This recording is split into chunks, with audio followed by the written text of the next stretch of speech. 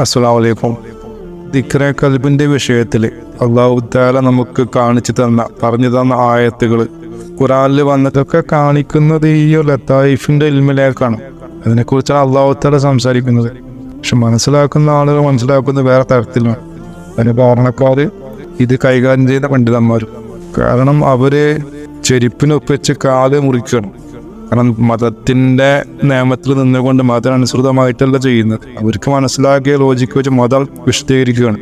എന്നാൽ ഖുർആൻ്റെ ഓരോ ആയത്തിനും അതിൻ്റെ തഫ്സീറുകളുണ്ട്. ആ തഫ്സീറുകൾ ലൗഹുൽ മഹ്ഫൂദിൽ രേഖപ്പെടുത്തി കിടക്കുന്നുണ്ട്. അത് കാണാനും അത് കണ്ടുകൊണ്ട് സംസാരിക്കാനും കഴിയുന്ന അല്ലാഹുവിൻ്റെ ആരിഫീങ്ങൾ. അതാണ് ശരിക്കുള്ള തഫ്സീർ. അതിന് ഖിയാസിൻ്റെ ആവശ്യമില്ല, ഇജ്മാഇൻ്റെ ഒന്നും ആവശ്യമില്ല. പക്ഷെ അതില്ലാത്തവർക്ക് അത് വേണ്ടി വരും. അങ്ങനെ ഒരു കൂട്ടര് അള്ളാഹുവിൻ്റെ ഗ്രന്ഥം മനസ്സിലാക്കി മുന്നോട്ട് പോകുന്ന ഒരു മൈനോറിറ്റി കൂട്ടരുണ്ട്. അതാണ് അള്ളാഹുവിൻ്റെ ആരിഫീങ്ങൾ. കൊണ്ടാണ് റസൂലുള്ളാഹി സ്വല്ലല്ലാഹു അലൈഹി വസല്ലം പറയാൻ കാരണം അൽ ഉലമാഉ മിൻ സ്വദിരി വസ്സാദാത്തു മിൻ സ്വലബി വൽ ഫുഖറാഉ മിൻ നൂറില്ലാഹി തആല എന്ന് പറഞ്ഞൊരു ഹദീസുണ്ട്. ഹദീസ് നബവിയിൽ പറയുന്ന ഹദീസാണ്. ഉലമാക്കൾ എൻ്റെ നെഞ്ചിൽ നിന്നാണ് പറയുന്നുണ്ട്. നെഞ്ചിൽ നിന്ന് പറയുമ്പോൾ റസൂലുള്ളാഹി നെഞ്ചിൽ നിന്ന് ഇൽമു പഠിച്ച കൂട്ടക്കാരുണ്ട്. അത് ആരിഫീങ്ങളാണ്. റസൂലുള്ളാഹി നെഞ്ചിലുള്ള മുഴുവൻ ഖുർആനും ബാഹ്യമായ ഖുർആനിൽ ഇല്ല. കാരണം അതിലേക്ക് വരേണ്ടതുണ്ട്, വരാതിരിക്കേണ്ടതുണ്ട്. എന്നാൽ രണ്ടും മനസ്സിലാക്കിയ കൂട്ടക്കാരാണ് ആരിഫീങ്ങൾ. അതന്നെയാണ് സൂറത്തുൽ അൻകബൂത്തിൽ പറയുന്നത്. ബൽഹുവ ആയാത്തുൻ ബയ്യിനാത്തുൻ ഫീ സുദൂരില്ലദീന ഊതുൽ ഇൽമ വമാ യജ്ഹദു ബിആയാതിനാ ഇല്ലൽ ളാലിമൂൻ. അല്ലാഹുവിൻ്റെ ഇൽമുകൾ, ആ ഇൽമു നൽകപ്പെട്ടവർ, അവരെ നെഞ്ചിൻ്റെ ഉള്ളിൽ വ്യക്തമായിട്ടുള്ള ആയത്തുകൾ ഉണ്ട് എന്നുള്ളത്. അത് നിഷേധിക്കുന്ന ആരാണ്? അക്രമികൾ മാത്രമാണെന്നുള്ളതാണ് ഖുർആനിൽ പറഞ്ഞതാണ്. അപ്പം അവരെ നെഞ്ചിലാണ് ഇൽമുള്ളത്. ഇവിടെ പറഞ്ഞ വിഷയം നമ്മൾ ആലോചിക്കണം. ഖുർആനിൽ നല്ല ഉദ്ദേശിച്ചു അല്ലാഹു തആല പറഞ്ഞ ഊത്തുൽ ഇൽമു നൽകപ്പെട്ടവർ നെഞ്ചിലാണ് വ്യക്തമായ ആയത്തുകളുള്ളത്. അത് നിഷേധിക്കുന്നൊരു ളാലിമീങ്ങളാണ്. ഖുർആൻ നിഷേധിക്കുന്ന വിഷയമല്ലേ പറയുന്നത്. ഒക്കെ കാണിക്കുന്ന വിഷയങ്ങൾ ലത്തായിഫിൻ്റെ ഇൽമിലേക്ക് വിരൽ ചൂണ്ടുന്ന കാര്യങ്ങളാണ്.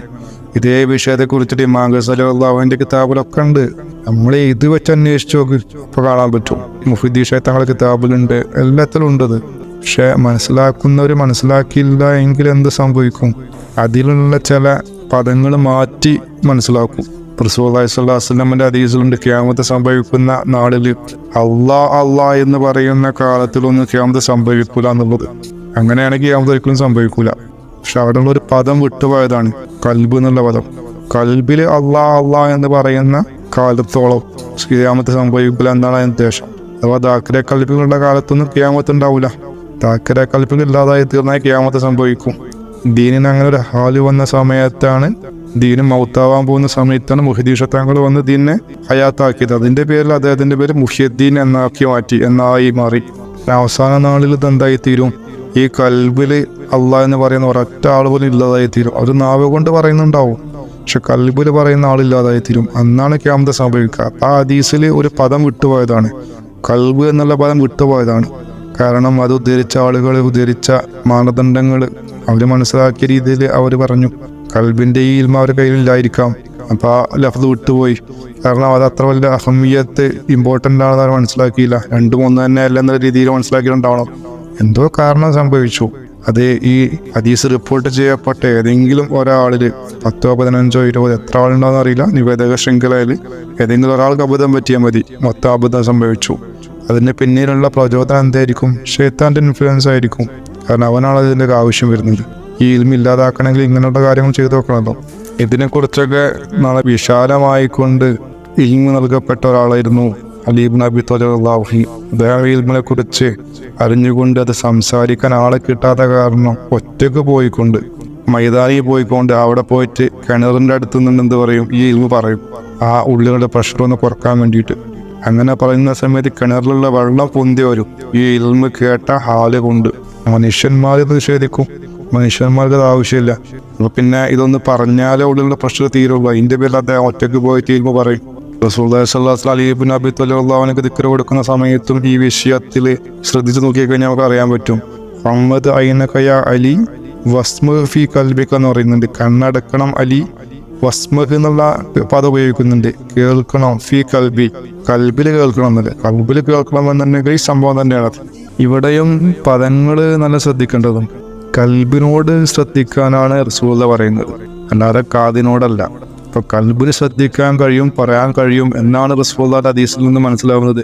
അപ്പൊ ആ വീട്ട് അണ്ടർ എസ്റ്റിമേറ്റ് ചെയ്യേണ്ട വേടല്ല. അങ്ങനെയാണ് അലി ഇബ്നു അബി ത്വാലിബ് റളിയല്ലാഹു അൻഹു ദിക്ർ കൊടുത്തിട്ടുള്ളത്. ഈ ഖുർആനിൽ പറയുന്ന അലൻ നശ്റഹ ലക സദറക അവളന അൻക ബിസറക്കല്ലദി അൻകറ ദഹറക എന്ന് പറയുമ്പോൾ അതിലും ഇതന്നെ പറയുന്നത്. റസൂലുള്ളാഹി സ്വല്ലല്ലാഹു അലൈഹി വസല്ലം എൻ്റെ നെഞ്ചിൽ ശറഹ സദർ ചെയ്തതിൻ്റെ വിവരണമാണ് അല്ലാഹു തആല കൊടുക്കുന്നത്. വിഷയം ഇത് തന്നെയാണ്. റസൂലുള്ളാഹിന്റെ 7ാമത്തെ വയസ്സിൽ ജിബ്രീൽ അലൈഹിസ്സലാം വന്നുകൊണ്ട് നെഞ്ച് പിളർത്തിക്കൊണ്ട് ഓപ്പറേഷൻ ചെയ്ത കാര്യമല്ലേ പറയുന്നത്. ഈ ഓപ്പറേഷൻ ചെയ്തത് ആത്മീയമായ ഓപ്പറേഷൻ, അഥവാ അല്ലാഹുവിന്റെ ദിക്ർ ഇൻസേർട്ട് ചെയ്ത വിഷയമാണ് പറയുന്നത്, ഇൻസ്റ്റാൾ ചെയ്ത വിഷയമാണ് ഈ പറയുന്നത്. അതേപോലെ മൂസാ നബി അലൈഹി സ്വലാം അള്ളാഹുവിനോട് പ്രാർത്ഥിച്ച വിഷയം തന്നെ. അദ്ദേഹത്തിന് നാവിന് വിക്കുണ്ടായിരുന്നു. വിക്കുള്ളതിന്റെ പേരിൽ അത് മാറ്റി തന്നാലല്ലേ ജനങ്ങൾ സംസാരിക്കാൻ കഴിയുള്ളൂ. അപ്പൊ അദ്ദേഹത്തിനെ പോലെ ഒരാൾ അള്ളാഹു തിരഞ്ഞെടുക്കുന്ന സമയത്ത് അദ്ദേഹത്തിന്റെ ആവശ്യം ഇതായിരുന്നു, ജനങ്ങളോട് ഞാൻ സംസാരിക്കണമെന്നുണ്ടെങ്കിൽ എൻ്റെ നാവിലെ കെട്ടയച്ചു തരണം. ആ കെട്ടയക്കുന്നതിനെ കൂടിക്കാണ്ട് ഷറാസദുറും കൂടി ചെയ്യാൻ വേണ്ടി പറയുന്നുണ്ട്. റബ്ബി ഇശ്റഹ് ലി സ്വദ്രി എന്ന് പറയുന്നുണ്ട്, വയസ്സിർ ലി അംരി. അപ്പോ ഈ വിഷയത്തിലും മൂസാ നബി അലൈഹി സ്വലാം ആവശ്യപ്പെടുന്നത് എന്താണ്? ഷറാസദുറാണ്.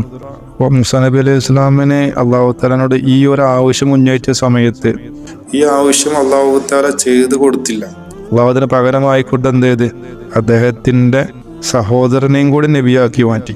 ആ സഹോദരനെ എന്തിനു വേണ്ടി നബിയാക്കിയത്? മൂസാ നബി അലൈഹി സ്വലാമിനെ സഹായിക്കാനായിട്ട്, സംസാരത്തിൽ സഹായിക്കാനായിട്ട്. എപ്രകാരമാണോ അലി റളിയല്ലാഹു അൻഹു റസൂലുള്ളാഹി സ്വല്ലല്ലാഹു അലൈഹി വസല്ലമക്ക് ഉണ്ടായിരുന്നത്, അതേപോലെയാണ് ഹാറൂൻ നബി അലൈഹി സ്വലാം മൂസാ നബി അലൈഹി സ്വലാമിന് ഉണ്ടായിരുന്നത്. പക്ഷേ ഹാറൂൻ അലൈഹി സ്വലാം നബിയാണ്, അലി റളിയല്ലാഹു അൻഹു നബിയല്ല എന്നതാണ് വ്യത്യാസമുള്ളത്. റഹസുദുർ എന്ന് പറഞ്ഞു കഴിഞ്ഞാൽ ദീനിൽ ഇതാണ് വിഷയം. അള്ളാഹു എന്നുള്ള നാമത്തെ നെഞ്ചിലേക്ക് കയറ്റലാണ് ഷറാസുദർ എന്ന് പറഞ്ഞാൽ. അതാണ് ഹക്കറിയുന്ന മശായിക്കന്മാരെടുത്തും പ്രവാചകന്മാരെടുത്തും അള്ളാഹുവിൻ്റെ അടുത്തേക്കുള്ള അർത്ഥം. അതറിയാത്തവർക്ക് നെഞ്ച് വിശാലമാക്കുക, ചിന്തകൾ വിശാലമാക്കുക, ദീനിൽ ഇൽമുണ്ടാവുക എന്നുള്ള രീതിയിലൊക്കെ ചിന്ത പോകും. അത് നിർബന്ധമാണ്. നമ്മൾ കൽബിനെ ഹയാത്താക്കണം എന്നുണ്ടെങ്കിൽ കൽബിന് യോജിക്കുന്നൊരു നാമം ഉണ്ടാവും. ആ നാമം കൊണ്ട് പടക്കപ്പെട്ടതായിരിക്കും ഓരോരുത്തരുടെ കൽബും. ആ നാമം തന്നെ കിട്ടണം. അതിലൂടെ ആ കൽബിനെ ഹയാത്താക്കി മാറ്റണം. അത് വ്യത്യസ്തമായിരിക്കും. മൂസാ നബി അലൈഹി സ്വലാമിൻ്റെ ഉമ്മത്തിലും അതേപോലെ തന്നെ ആദം നബി അലൈഹി സ്വലാം ഉമ്മത്തിലൊക്കെ വ്യത്യസ്തമായിരിക്കും. ആദം നബി അലൈഹി സ്വലാമിൻ്റെ ഉമ്മത്തിലുള്ള നാമമായിരിക്കൂല മൂസാ നബി അലൈഹി സ്വലാമിൻ്റെ ഉമ്മത്തിലുള്ള നാമം. ഇതൊക്കെ വ്യത്യസ്തമായിരിക്കും. കാരണം 1.25 ലക്ഷം പ്രവാചകന്മാർക്കും കിട്ടാത്ത ഒരു നാമമാണ് റസൂലുള്ളാഹിക്ക് കിട്ടിയത്. ആ നാമമാണ് ഇസ്മുദ്ദാത്തായ അള്ളാഹു എന്നുള്ള നാമം. ഈ നാമം കിട്ടിയവർക്ക് മാത്രമാണ് അള്ളാഹുവിനെ കാണാൻ സാധിക്കുള്ളൂ. അതിന് പകരം വേറെയുള്ള നാമം കൊണ്ടാണ് നമ്മൾ ദിക്ർ ജാരിയാവുന്നതെങ്കിൽ അതുകൊണ്ട് അള്ളാഹുവിനെ കാണാൻ സാധിക്കൂല. അതൊക്കെ സിഫാത്തിയായ നാമങ്ങളാണ്. ഈ ഇസ്മുദ്ദാത്ത അള്ളാഹുവിന്റെ നാമം ഒഴികെയുള്ളതെല്ലാം സിഫാത്തിയാണ്. റഹ്മാൻ എന്നുള്ള നാമമാണ് മൂസാ നബി അലൈഹി സ്വലാമിൻ്റെ ഉമ്മത്തിന് അള്ളാഹു നൽകിയ നാമം. അവരതുവഴിയാണ് ഷറാസുദർ ചെയ്യാറ്. ഈസാ നബി അലൈഹി സ്വലാമിൻ്റെത് യാ ഖുദ്ദൂസ് എന്നുള്ള നാമമാണ്. ദാവൂദ് നബി അലൈഹി സ്വലാമിൻ്റെത് യാ വദൂദ് എന്നുള്ള നാമമാണ്. അതേപോലെ സുലൈമാൻ നബി അലൈഹി സ്വലാമിൻ്റെ യാ ജബ്ബാർ എന്നുള്ള നാമമാണ്. സിഫാത്തിയാണ്. ദാത്തിയായ നാമം അള്ളാഹു എന്ന നാമമാണ്. അത് മുഖേന അനുഗ്രഹിക്കപ്പെട്ടവർ ഈ ഉമ്മത്താണ്. ഇൻഷാ അല്ലാഹ് ബാക്കി നമുക്ക് നാളെ പറയാം. അസ്സലാമു അലൈക്കും.